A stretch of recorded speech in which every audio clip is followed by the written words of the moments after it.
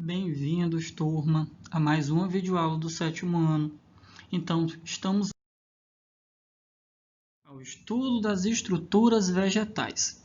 No capítulo 14, o foco serão as flores, os frutos e as sementes. Este capítulo é dedicado à reprodução das plantas. Quando falamos em flor, fruto e semente, estamos nos referindo a estruturas relacionadas à reprodução dos vegetais. Além disso, em termos evolutivos, é provável que a flor tenha surgido na Terra a partir do desenvolvimento de uma folha. A planta, como todo ser vivo, não para de evoluir. E em determinado momento do desenvolvimento da flor, surge o fruto, que cairá no solo, carregando a semente ou servindo de refeição para algum animal, que dessa forma transportará a semente para outros locais. Expelida posteriormente pelo animal, a semente cai no solo, dando origem a outra planta.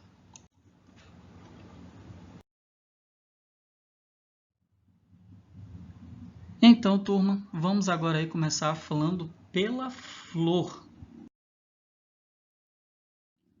A flor representa a estrutura fundamental da reprodução sexuada das angiospermas. Uma flor é classificada como dioica quando apresenta apenas um órgão reprodutor, masculino ou feminino, e monoica, ou hermafrodita, quando apresenta os dois ao mesmo tempo. Uma flor hermafrodita é composta por 4 conjuntos de folhas modificadas, chamadas de vertícilos florais, que compreendem as seguintes estruturas. A primeira delas, cálice, que seria o conjunto de sépalas, estruturas verdes que protegem o botão da flor. Corola, conjunto de pétalas geralmente coloridas para atrair animais polinizadores.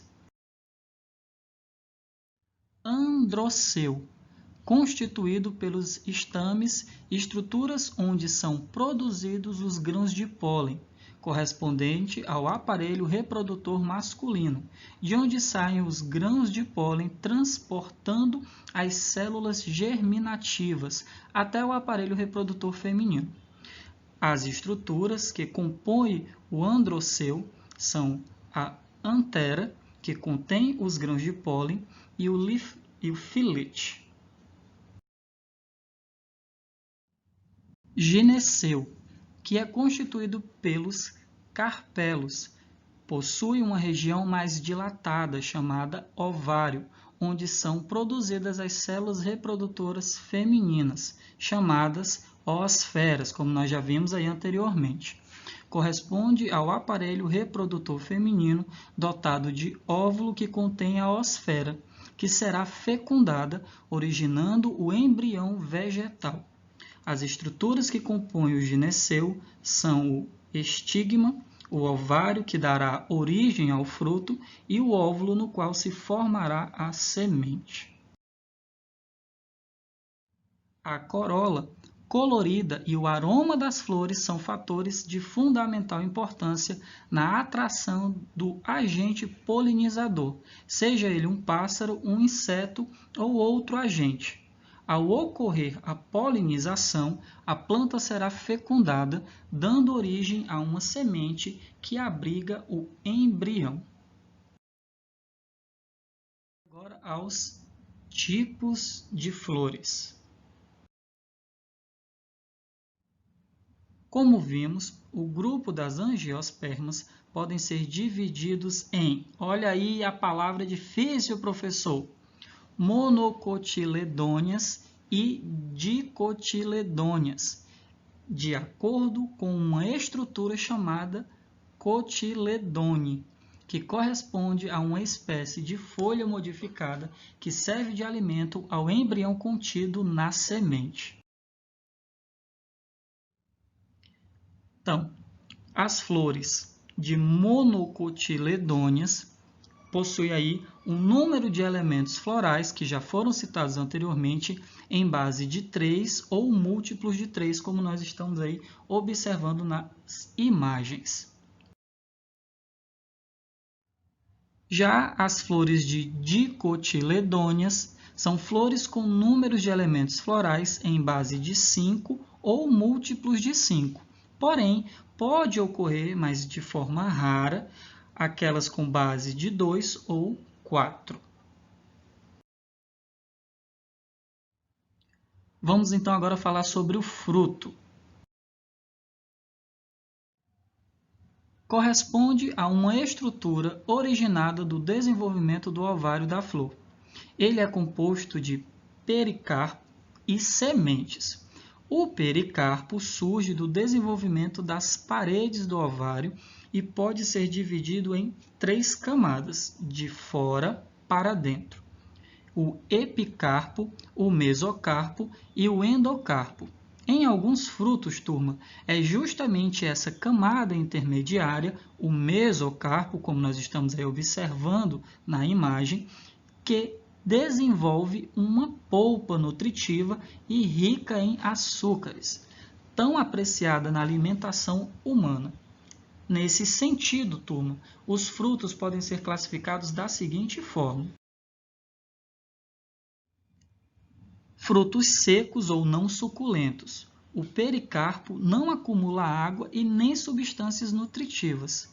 Nessas espécies, essas substâncias concentram-se nas sementes. Temos aí como exemplo o arroz e o milho.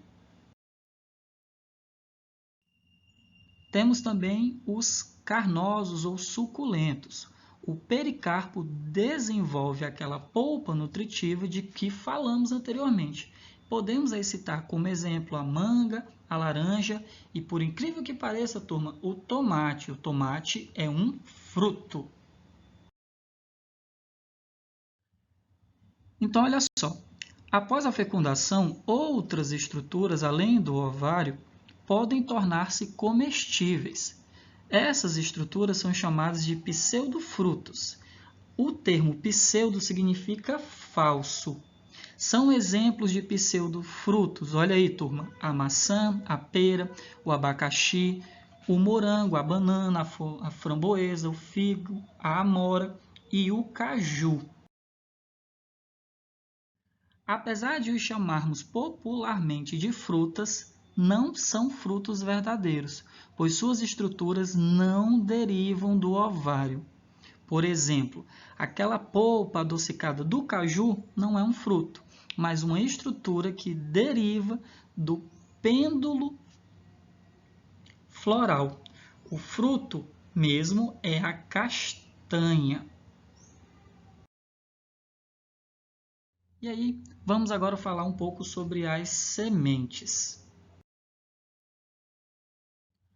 Originada a partir do óvulo da flor, quando germina, a semente dará origem a uma nova planta.